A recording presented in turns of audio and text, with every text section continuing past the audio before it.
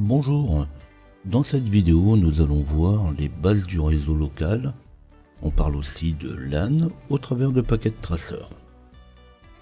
Après avoir vu dans les vidéos précédentes sur Packet Tracer son fonctionnement de base, aujourd'hui je vais pouvoir passer à quelque chose de plus concret, je vais enfin parler de réseau. Vous retrouvez le timecode avec les différentes étapes décrites dans la description de cette vidéo. J'en ai déjà parlé, je ne suis pas un grand spécialiste du réseau, pas spécialement un adepte de Cisco, mais il convient, comme tout technicien, de connaître un minimum sur le sujet. Il n'est donc pas dans mes intentions de vous amener très loin sur le sujet, tout au plus l'idée aujourd'hui est de dégrossir le sujet sur le réseau local. Alors pour ce type de sujet, Packet Tracer, qui je le rappelle est soumis à licence, permet d'aborder le sujet de manière sécurisée et facilitée par les possibilités offertes par le programme. Traiter le sujet du LAN sur Packet Tracer n'est pas de la mise en œuvre réelle et ne le remplacera pas. Tout est toujours donc à prendre avec une très grande relativité.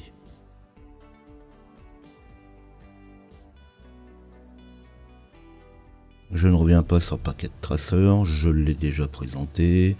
Dans ma vidéo précédente sur le sujet, j'avais présenté l'utilisation en multi-user. L'idée n'est plus à la présentation du programme et ses fonctionnalités, mais bien de traiter du sujet LAN en particulier. Je suppose donc que vous avez à portée de main le programme et que vous l'aurez démarré pour se lancer dans une nouvelle topologie. Alors sans plus de blabla, je passe directement au sujet du réseau local.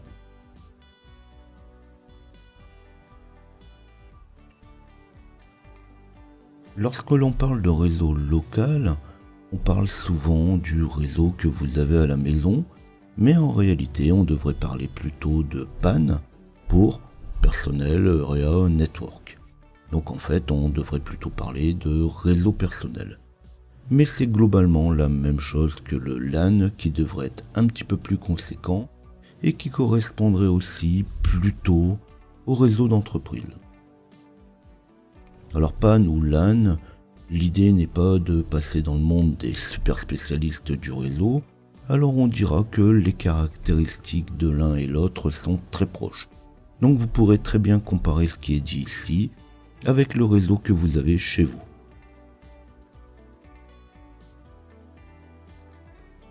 Pour commencer, avant la création d'un réseau local, ça pourrait être bien d'avoir quelques informations sur les origines du réseau.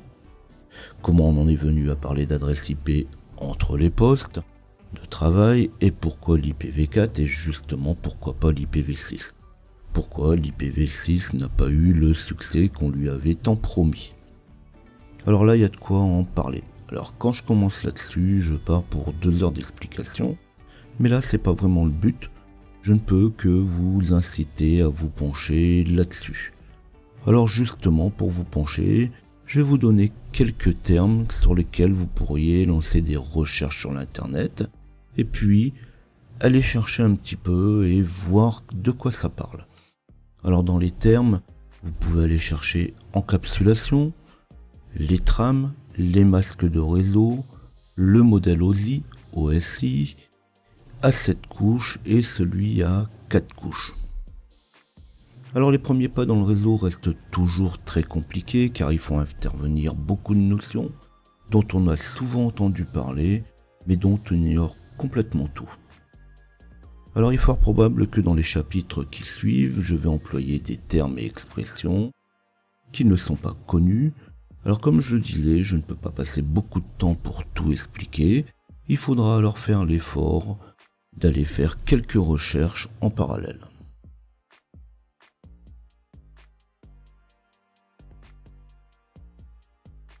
Avant de se lancer directement dans la réalisation d'un réseau, il pourrait être bon de commencer par noter les adresses pouvant être utilisées dans un réseau local. En effet, comme chaque adresse d'un réseau ou des réseaux reliés entre eux ne peuvent être qu'uniques, si vous utilisez des adresses en local que vous pouvez retrouver sur internet, vous risquez de justement ne pas pouvoir aller sur internet. Alors je vais commencer par me faire un petit pense-bête avec les adresses que je peux mettre dans un réseau local. Et je vais commencer par mettre une étiquette avec ces adresses. Alors on parle souvent d'adresses non routables. Alors j'aime pas bien le terme, mais bon, c'est comme ça qu'on l'appelle. Alors on va retrouver principalement 3 plages. Une première plage en 10.0.0.0 avec un masque de réseau en 8 bits ou un masque en 255.0.0.0 qui propose alors une plage d'adresse qui va de 10.0.0.0 à 10 255 255 255. Alors justement, juste au chapitre avant, j'avais dit j'allais utiliser des termes, comme là je viens d'utiliser le terme de masque de réseau en 8 bits, et puis le masque en 255.0.0.0. Alors justement, c'est ce que je disais, la bonne idée pourrait être aussi un petit peu de se renseigner avant de continuer plus loin, parce que justement, si vous ne comprenez pas ça, il y a des chances que vous allez avoir quelques difficultés à suivre la fin de cette vidéo. Le deuxième réseau local pouvant être utilisé est 172.16.0.0 avec un masque de réseau de 12 bits ou 255.240.0.0 qui lui va proposer une plage d'adresse qui va de 172.16.0.0 à 172.31.255.255. Et enfin, il reste une troisième plage, la plus connue, celle qui est utilisée pratiquement sur toutes les box, qui est en 192.168.0.0, avec un masque de réseau en 16 bits, qui donne 255.255.0.0. et qui propose une plage d'adresse qui va aller de 192.168.0.0 à 192.168.255.255.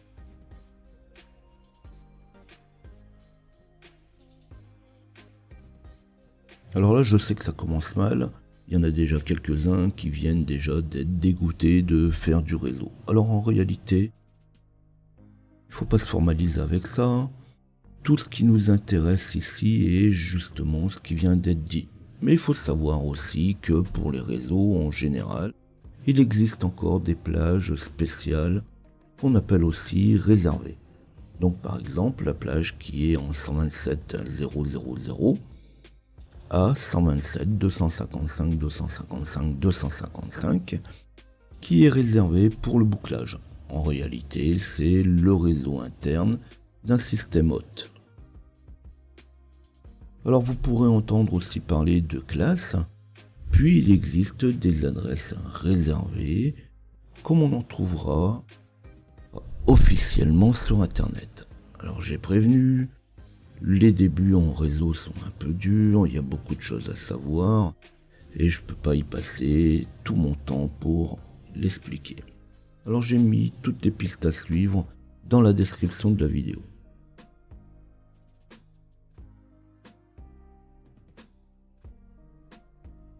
Alors là, j'ai brossé le tableau, j'ai mis quelques minutes pour en arriver ici, mais en réalité, pour tout saisir, il faudra probablement y passer des heures. Mais là, je reviens pas là-dessus. Il va donc s'agir ici de créer un petit réseau local, dans un premier temps, juste entre deux PC. J'ai déjà fait les présentations de paquets traceurs, alors on pose les PC dans la topologie, et je les relie par un câble croisé. Là-dessus, entre câble croisé et câble droit, je n'y reviens pas non plus. Quand les connexions sont bonnes entre les deux postes, le point vert à chaque bout me l'indique. Si je me trompe de câble, la connexion va rester au rouge. Sur les dernières versions de paquets traceurs, le système accepte aussi bien les câbles droits que les câbles croisés entre PC. Mais là-dessus, je n'y reviens pas non plus.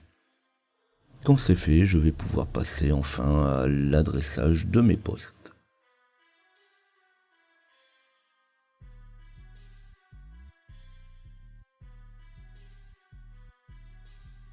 Je clique pour mettre une adresse IP à mon premier poste. Alors pareil, je reviens pas sur la manière d'y arriver, ça fait partie des bases du fonctionnement du programme.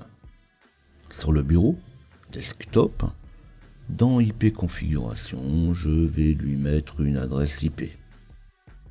Alors pour cette adresse, je reste dans une des plages d'adresses non routables, celle dont j'avais parlé tout à l'heure. Suivant votre organisation ou votre méthode de travail, vous mettrez l'adresse que vous voulez. Alors là, je vais prendre en particulier une adresse comprise entre 192.168.0.1 et 192.168.0.254. Donc tant qu'à faire, je vais mettre comme première adresse IP la 192.168.0.1. Après, c'est toujours une question d'organisation. Je termine en mettant le masque de réseau en 255.255.255.0. Ici, pas besoin de passerelle, car la passerelle permet de passer d'un réseau à un autre. Ici, comme ce n'est qu'un réseau local entre deux PC, pas besoin d'y mettre une passerelle.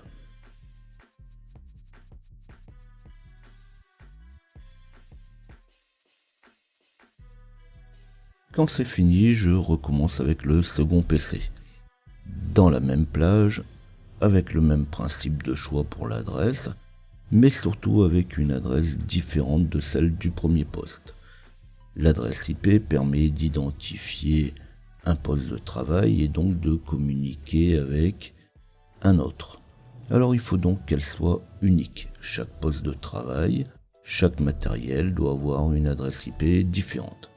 Alors on y va, on place l'adresse IP suivie du masque.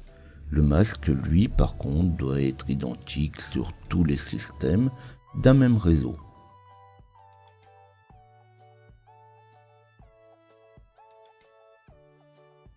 Jusque-là, j'avais déjà dégrossi un peu le sujet dans mes vidéos précédentes sur Packet Tracer. Ça devrait donc être assez facile. Pour la suite, je vais utiliser la commande ping PING pour vérifier que les postes arrivent bien à communiquer entre eux. Alors ça aussi, j'en ai déjà parlé. La commande ping est une des premières commandes qu'on apprend avec le réseau. Alors elle peut aller bien plus loin que simplement taper ping suivi de l'adresse de la machine de destination. Mais pour commencer, on va s'arrêter là. Et ça doit répondre. Alors quand je dis répondre, on ne doit pas avoir de message qui nous dit que le réseau n'est pas joignable ou que l'hôte n'a pas répondu.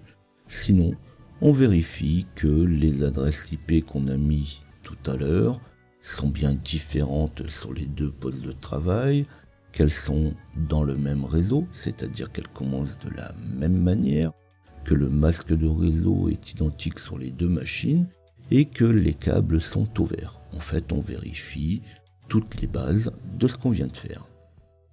Et là, si ça ne fonctionne pas, je pense qu'un peu de lecture sur les bases du réseau serait nécessaire.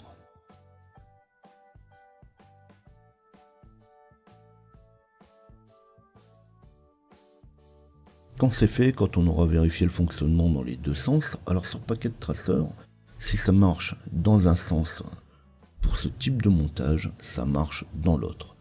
Dans la réalité, il arrive souvent qu'un pare-feu refuse le ping. Mais ça c'est autre chose, à partir de là on va parler de système. Là on parle uniquement de réseau. Cette fois on va mettre un switch entre les deux. Alors les connexions de poste à poste en direct, comme on vient de le faire, sans matériel supplémentaire, ça ne se fait plus depuis des années ou sinon vous vivez dans une grotte. Puis on fait les différents essais. Alors comme rien n'a changé, puisque les switches, c'est en quelque sorte une multiprise pour le réseau. Alors attention, je viens d'imager, je dis une multiprise, en réalité c'est bien plus compliqué que ça, on ne peut pas relier les postes directement sans un matériel qui est vraiment spécialisé pour.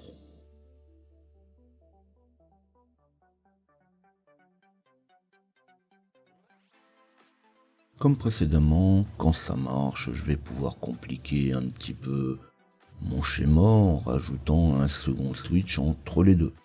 Alors dans les entreprises, il est très courant d'avoir plusieurs switches pour relier les différents appareils. Déjà, un câble réseau ne peut pas excéder 100 mètres. Alors c'est un petit peu aussi imagé puisque bon, en réalité, il y a différents types de câbles. Suivant l'organisation, les moyens, les besoins, on pourra aussi trouver le matériel dans une petite armoire de brassage. À chaque étage d'un bâtiment ou suivant les besoins, à plusieurs emplacements.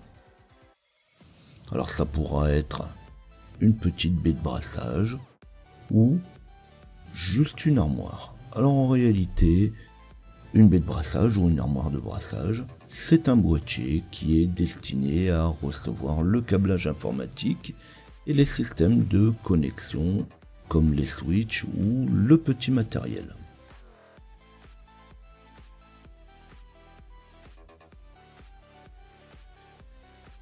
Alors quand on sait faire ça, on peut tout imaginer.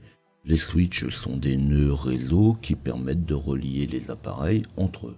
Bon, il est possible de faire bien plus avec un switch, mais je reste aussi sur certaines idées comme un switch peut faire beaucoup de choses, mais à chacun son rôle. Quand on a mis un PC de chaque côté, qu'on arrive à les faire communiquer, qu'il y en ait 2 ou qu'il y en ait 10, ça change pas grand chose. Alors il y a quand même une différence entre 2 PC et ne serait-ce qu'une dizaine. Alors que c'est un réseau personnel, moi j'ai 3 points d'accès Wi-Fi, 2 routeurs, 6 PC, les consoles de jeu, le lecteur enregistreur sur internet, et on se retrouve très vite avec 20 adresses. Alors en entreprise, c'est pas 20 adresses qu'on a, mais 200. Il faudra alors penser au plan d'adressage réseau. Mais c'est encore une question d'organisation. Là non plus, je ne peux pas y passer tout mon temps en explication. Ça fera partie aussi des points auxquels s'intéresser pour faire du réseau.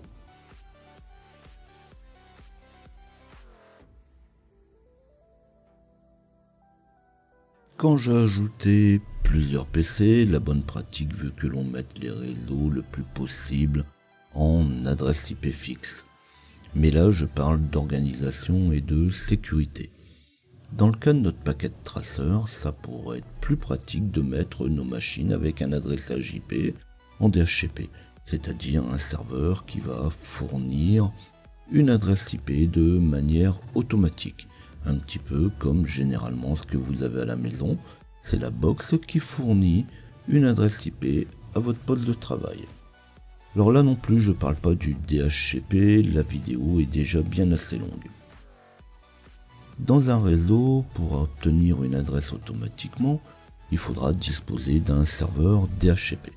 Si ce n'est pas le cas, le poste de travail, s'il est configuré pour avoir une adresse IP automatique, va récupérer une adresse dite API-port.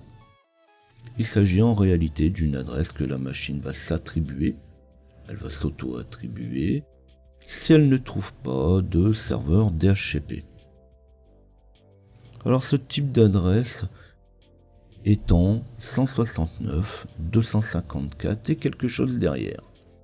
Alors elles ne sont pas routables du tout, donc c'est-à-dire que c'est des adresses qui ne pourront pas aller sur Internet. Ces machines ne peuvent donc communiquer qu'avec d'autres machines qui vont être configurées de la même manière. Alors il s'agit encore d'une plage spéciale, mais effectivement c'est une bonne chose à vérifier si effectivement vos adresses de machine ne seraient pas en 169.254.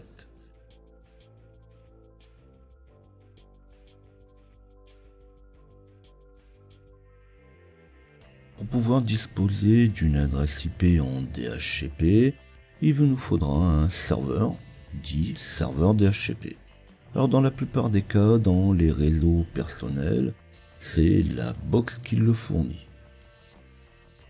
Les routeurs sont en général en mesure de fournir le DHCP, mais comme je l'ai dit juste avant, à chacun son rôle.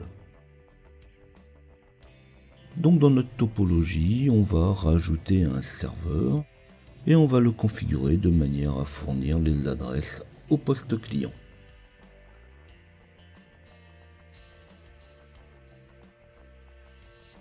Avant et afin de pouvoir fournir le service DHCP, le serveur devra lui-même disposer d'une adresse sur le réseau. Et oui, il faut bien que le serveur puisse communiquer avec les autres postes de travail pour leur fournir une adresse. Et là, on va mettre une adresse IP à notre serveur. Si vous avez déjà affecté des adresses IP à vos machines, c'est là que ça devient le bazar. Un réseau se pense avant de se lancer bille en tête sans réfléchir. Là encore, je parle de plan d'adressage IP. Ça peut être aussi bien de faire des schémas. Là, c'est bien parce que Packet Tracer nous le fournit. C'est aussi, je l'aurais déjà dit, il ne faut pas hésiter à mettre des étiquettes de texte dans les schémas pour pouvoir suivre ce qu'on est en train de faire. Pour le reste, on n'a toujours pas de serveur DNS ni passerelle, donc on va pouvoir laisser tout ça vide.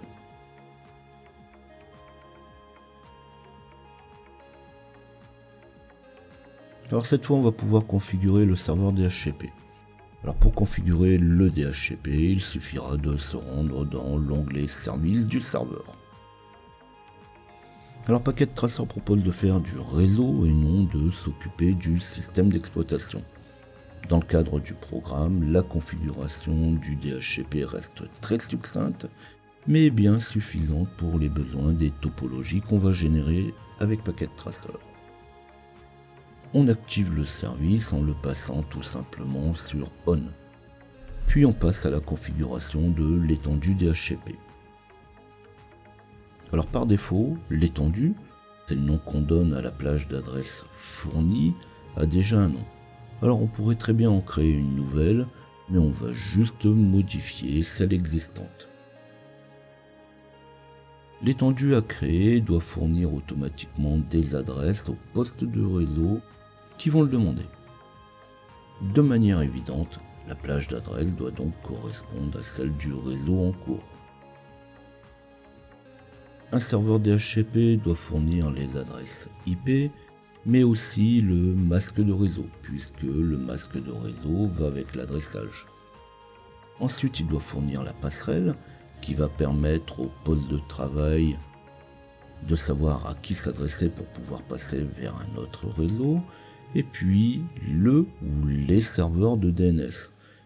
Les serveurs qui vont convertir les adresses IP en nom de domaine ou les noms de domaine en adresse IP. Au niveau du système, on peut être parfois amené à fournir d'autres renseignements, mais encore une fois, pour Packet Tracer, on ne va pas au-delà de ce fonctionnement. Alors ici, on pourrait se passer de la passerelle car seuls les deux PC sont connectés. Mais l'idée n'est pas non plus de faire n'importe quoi, alors j'y mets l'adresse IP de mon serveur comme passerelle.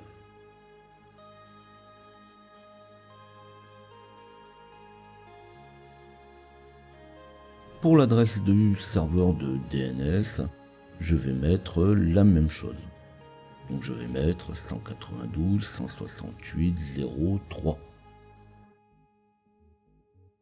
Alors encore une fois ici, il n'y aura ni besoin de passerelle, pas plus que de DNS, car on utilise les adresses des machines uniquement.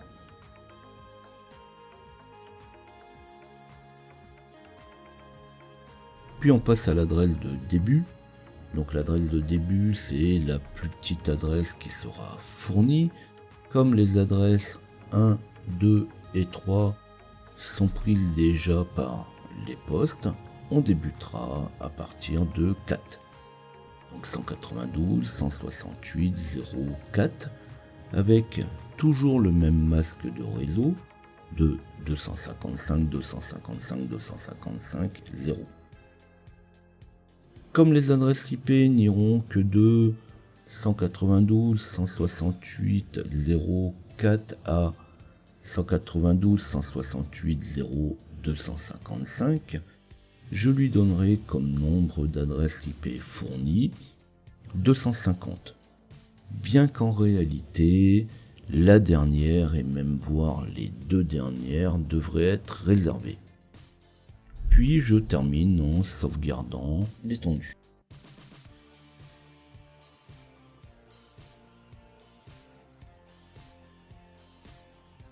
Cette fois, je vais pouvoir me rendre dans les différents postes ajoutés pour y vérifier ou affecter les adresses IP par DHCP, donc les adresses IP en automatique.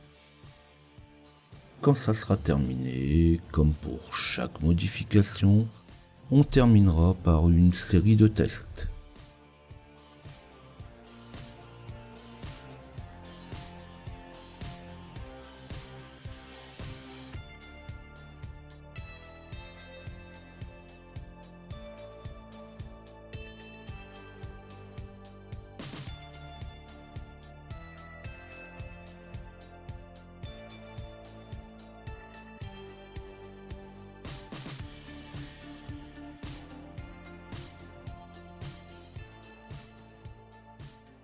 Une partie de ce qui a été vu ici a déjà été traité sous une autre forme avec la gestion des topologies multi-utilisateurs.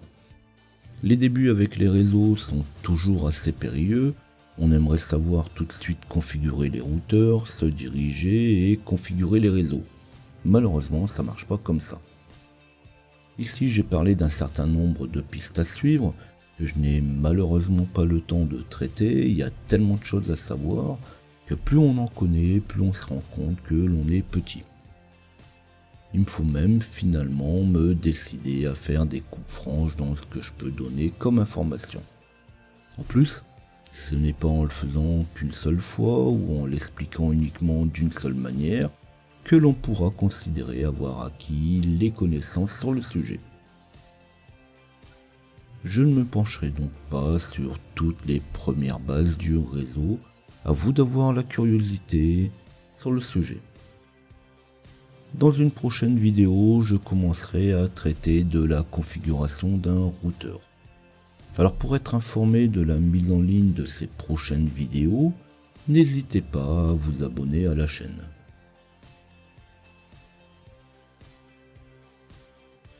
Dans la description de cette vidéo, j'ai mis toutes les informations.